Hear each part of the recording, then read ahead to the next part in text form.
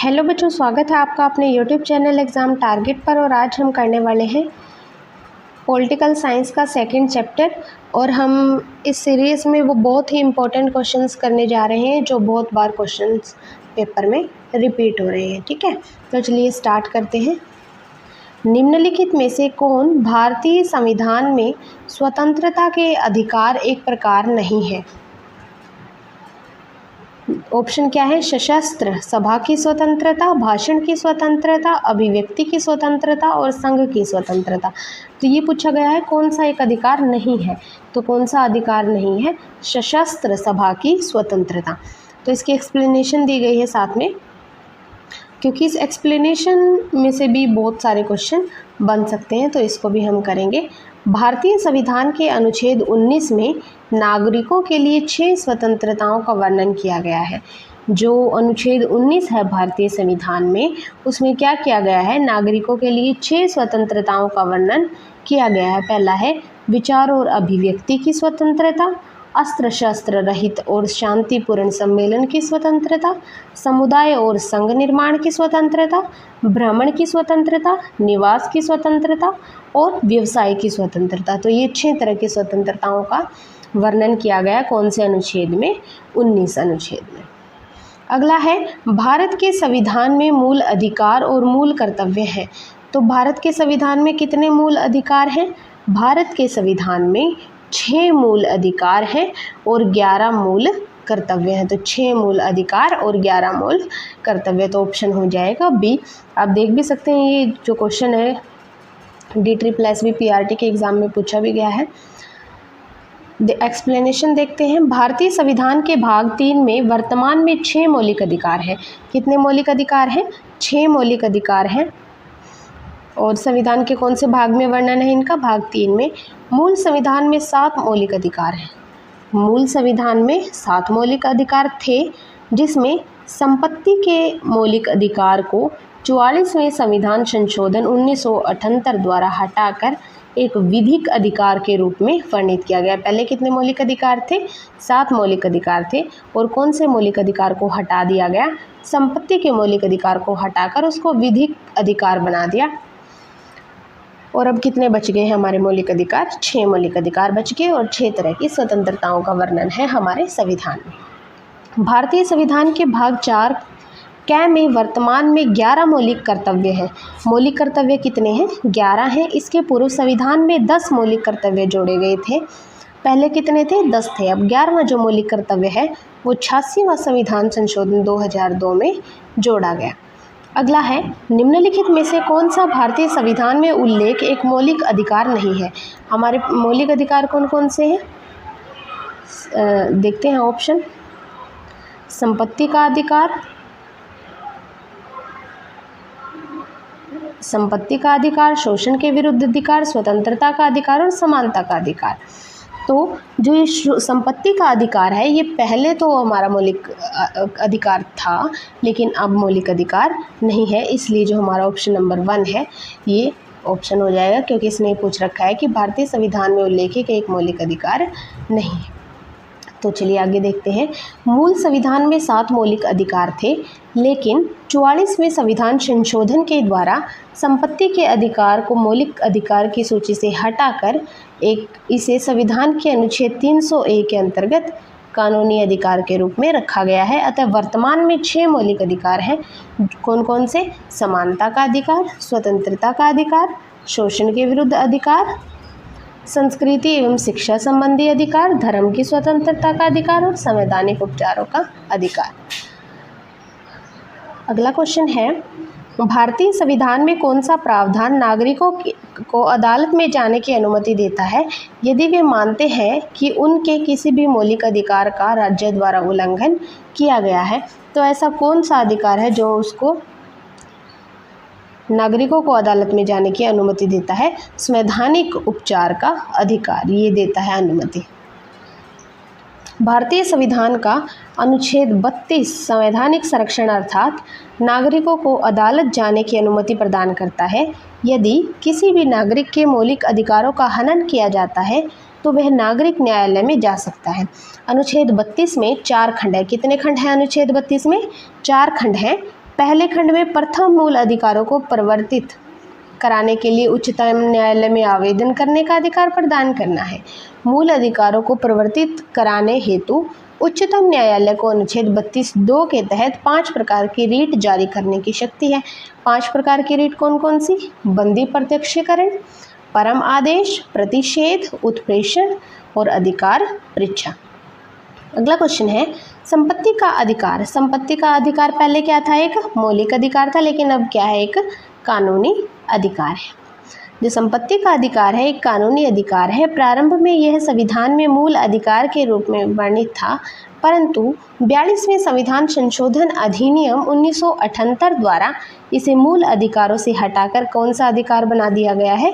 कानूनी अधिकार। भारतीय संविधान के अनुच्छेद 19 के अंतर्गत निम्नलिखित में से कौन सा स्वतंत्रता के अधिकार के रूप में गारंटीकृत है? भारत के संपूर्ण क्षेत्र में स्वतंत्रता से संचालन का अधिकार, वाक और अभिव्यक्ति का अधिकार, बलात् श्रम से मुक्ति और भारत क्षेत्र के किसी भी भाग में आवास तथा बसने की स्वतंत्रता।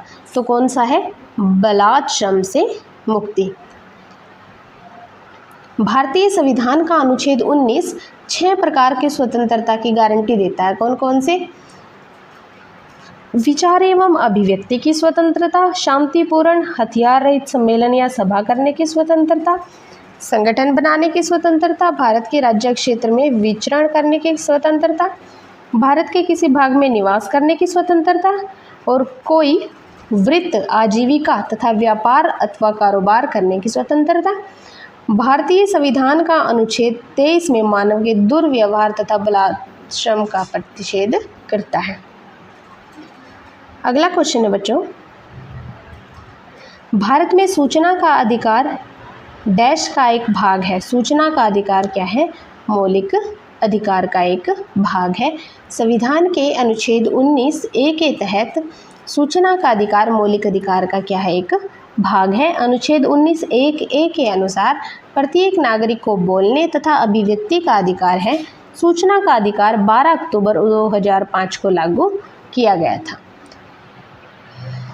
सर्वोच्च न्यायालय या उच्च न्यायालय द्वारा एक लोक प्राधिकरण को कोई विशिष्ट कार्यवाही करने का निर्देश देने के लिए कौन सी संवैधानिक रीट जारी की जाती है? तो कौन सी रीट जारी की जाती है? परम आदेश। सर्वोच्च न्यायालय या फिर जो उच्च न्यायालय है उसके द्वारा एक लोक प्राधिकरण को कोई विशिष्ट अगर कार्यवाही करनी है उसको निर्देश देने के लिए कौन सा संवैधानिक रीट जारी किया जाता है? परम आदेश। भारतीय संविधान के अनुच्छेद 32 में प्रावधानित संवैधानिक उपचारों के अधिकार के तहत उच्चतम न्यायालय 5 प्रकार की रीट जारी करता है। कौन कौन सी? बंदी प्रत्यक्षीकरण। बंदी प्रत्यक्षीकरण में क्या होता है? इसके द्वारा न्यायालय किसी गिरफ्तार व्यक्ति को न्यायालय के सामने प्रस्तुत करने का आदेश देता है। यदि गिरफ्तारी का तरीका या कारण गैर कानूनी है तो न्यायालय गिरफ्तार व्यक्ति को छोड़ने का आदेश दे सकता है। दूसरा है परम आदेश। परम आदेश में क्या होता है? जब कोई पदाधिकारी अपने सार्वजनिक पद का निर्वाह नहीं करता है तो पदाधिकारी को उसके कर्तव्य का पालन करने के लिए परम आदेश जारी किया जाता है। और तीसरा है प्रतिषेध लेख। प्रतिषेध लेख में क्या होता है? जब कोई निचली अदालत अपने अधिकार क्षेत्र का अतिक्रमण करके किसी मुकदमे की सुनवाई करती है तो ऊपर की अदालतें उसे ऐसा करने से रोकने के लिए निषेध आदेश जारी करती हैं। आगे है अधिकार परीक्षा। अधिकार परीक्षा में क्या होता है? जब न्यायालय को लगता है कि कोई व्यक्ति ऐसे पद पर नियुक्त हो गया है जिस पर उसका कोई कानूनी हक नहीं है, न्यायालय अधिकार परीक्षा आदेश जारी करके उसे उस पद पर कार्य करने से रोक देता है। अगला है उत्प्रेषण रीट। उत्प्रेषण रीट में क्या होता है? इसके द्वारा अधीनस्थ न्यायालय को यह निर्देश दिया जाता है कि वे अपने पास लंबित मुकदमों के न्याय निर्णय के लिए उसे उच्चतर न्यायालय को भेजें। नेक्स्ट क्वेश्चन है निम्नलिखित में से क्या व्यक्ति स्वातंत्र्य का संरक्षण करता है? अधिकार परीक्षा, परमादेश, बंदी प्रत्यक्षीकरण और सर्टियोरी। तो इसका आंसर क्या है? व्यक्ति स्वातंत्र्य का संरक्षण करता है, बंदी प्रत्यक्षीकरण।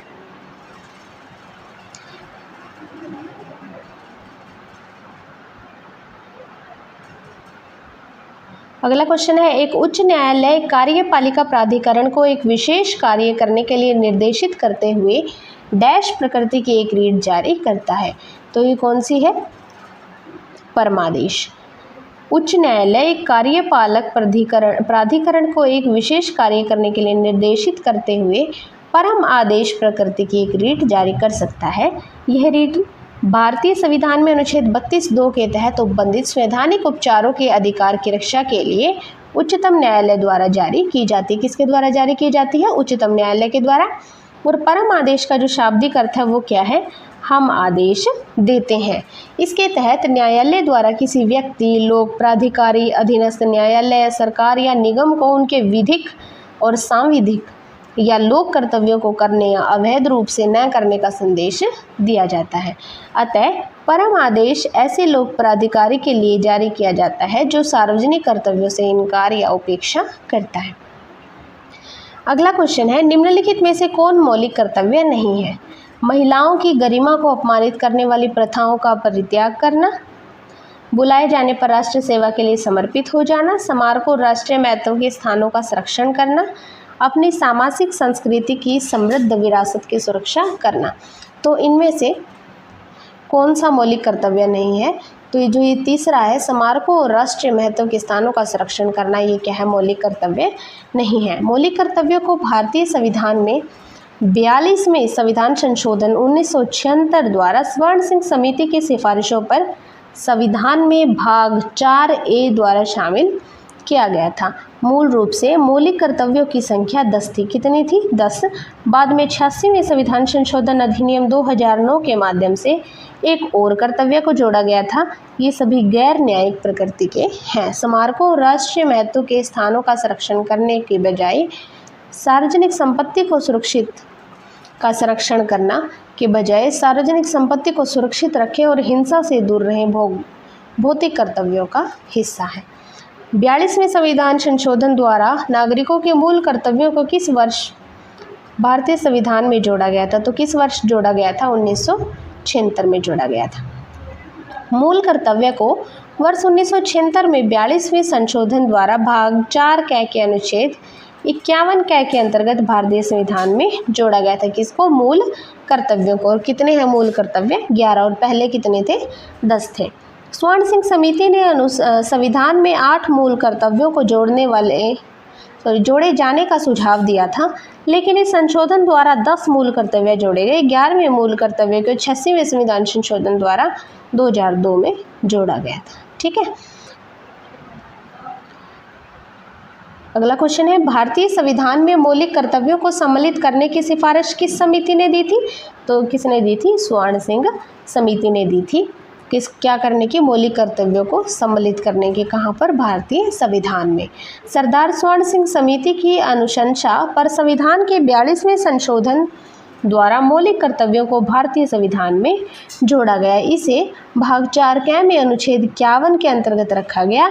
वर्तमान में मूल कर्तव्यों की कुल संख्या 11 है। अशोक मेहता समिति का गठन वर्ष 1977 में की गई थी। इस समिति ने त्रिस्तरीय पंचायती राज प्रणाली की जगह द्विस्तरीय प्रणाली का सुझाव दिया था। कौन सी समिति ने? अशोक मेहता समिति ने। हमारा लास्ट क्वेश्चन है, एक उच्च न्यायालय से एक निचली अदालत, न्यायाधिकरण या सार्वजनिक प्राधिकरण को अपने कर्तव्य के भीतर आने वाले अधिनियम को निष्पादित करने के आदेश को डैश कहा जाता है? क्या कहा जाता है? परम आदेश, रीट कहा जाता है।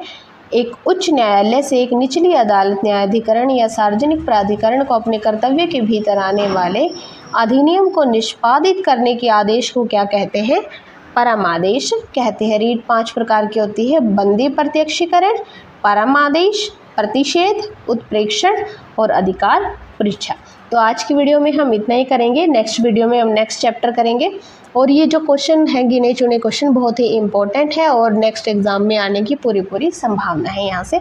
तो आपको इन क्वेश्चंस को बहुत अच्छे से करना है। Thank you.